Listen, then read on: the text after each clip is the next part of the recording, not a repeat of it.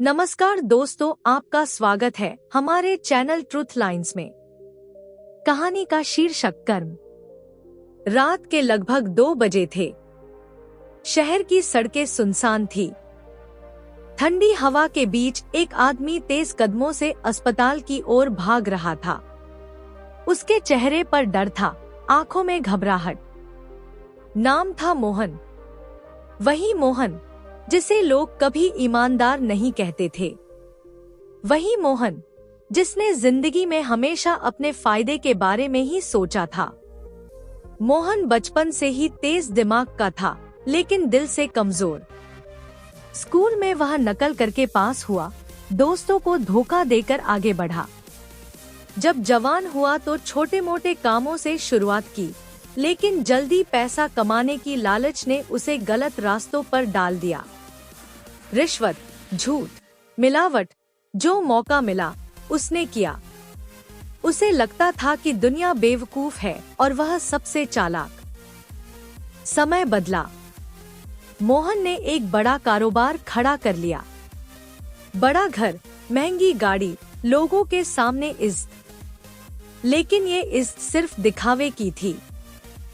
अंदर से वह खाली था। रात को नींद नहीं आती थी, लेकिन वह इसे थकान समझकर नजरअंदाज करता रहा। एक दिन उसके ऑफिस के बाहर एक बूढ़ा आदमी आया। फटे कपड़े, कांपते हाथ। उसने मोहन से थोड़ी मदद मांगी। मोहन ने बिना देखे ही गार्ड से कह दिया, हटा दो इसे, रोज आ जाते हैं ऐसे लोग। बूढ़ा चुपचाप चला गया। मोहन को लगा उसने सही किया, क्योंकि उसके हिसाब से दुनिया में हर कोई अपने कर्मों का फल खुद भोगता है। कुछ महीनों बाद मोहन का इकलौता बेटा बीमार पड़ा। पहले तो सबने इसे मामूली समझा, लेकिन बीमारी बढ़ती चली गई। बड़े अस्पताल, बड़े डॉक्टर, मोटी फीस, सब बेकार। बीमारी की जड़ पकड़ में नहीं आ रही थी। मोहन पहली बार अंदर से डर गया। वही मोहन जो कभी किसी से नहीं डरता था।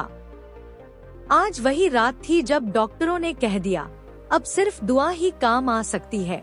मोहन टूट चुका था। पैसा, ताकत, पहचान, सब बेकार लग रहा था।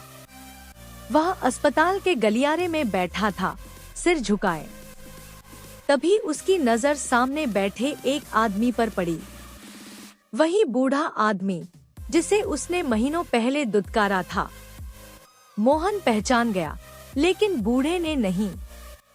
बूढ़ा शांत था, जैसे सब कुछ स्वीकार कर चुका हो। मोहन के अंदर कुछ टूट गया। वह धीरे धीरे उसके पास गया और बैठ गया।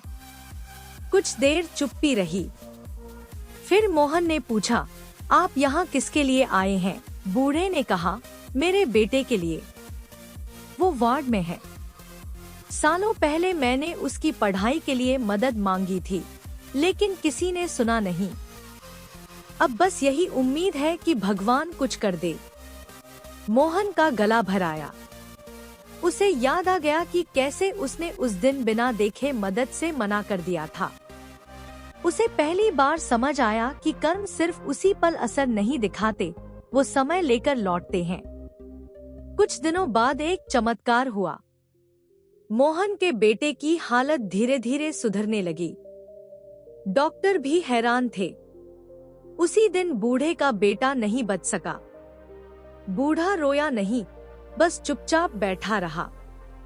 मोहन ने उसकी आंखों में देखा, वहां शिकायत नहीं थी, बस थकान थी। मोहन ने उस दिन फैसला किया। उसने अपने कई गलत काम छोड़े, मिलावट बंद की, कर्मचारियों को सही मेहनताना दिया, जरूरतमंदों के लिए मदद शुरू की। उसने यह सब दिखावे के लिए नहीं किया, बल्कि इसलिए क्योंकि अब उसे समझ आ गया था कि कर्म कोई सौदा नहीं, एक बीज है।